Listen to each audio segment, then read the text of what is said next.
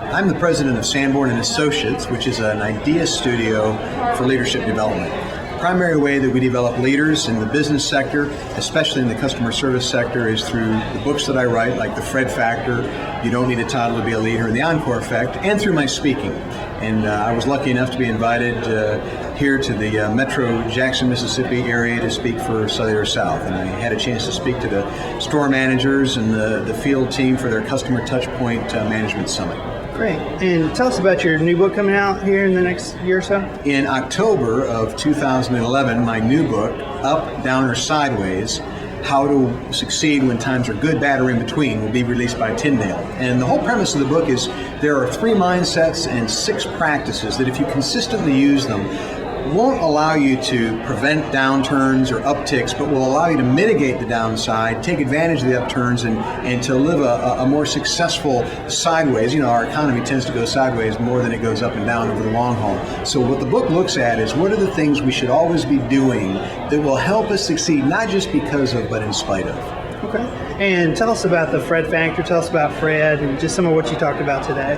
The Fred Factor is a book that I wrote about a real postal carrier named Fred Shea. The book sold over 1 million copies internationally as well as here in the U.S. And it's a story about an ordinary job done in an extraordinary way. Fred Shea brings artistry to delivering the mail.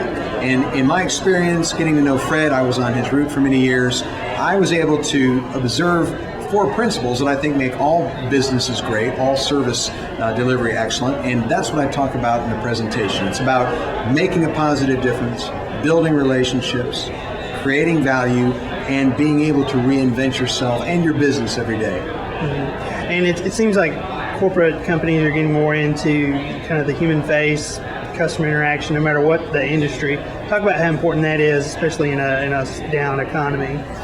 Well, it's been over 30 years since John Nesbitt coined the term high tech, high touch. And the idea is that even as technology increased, it would never replace the need for interaction. I call it the age of and. We don't want human interaction or technology. We want human interaction and technology. We want to be able to pick and choose. And so when the customer needs that personal attention, they want to have not just a department, but a person, an individual that they can count on to help them solve their problems or get their needs met. That typically happens in the sales function and in the service function. And I believe that selling creates a transaction, but service creates a customer. You know, sales professionals get people to try a company's product or service, but it's how they're treated, the experience they enjoy, that determines whether they stay a customer for any period of time or not.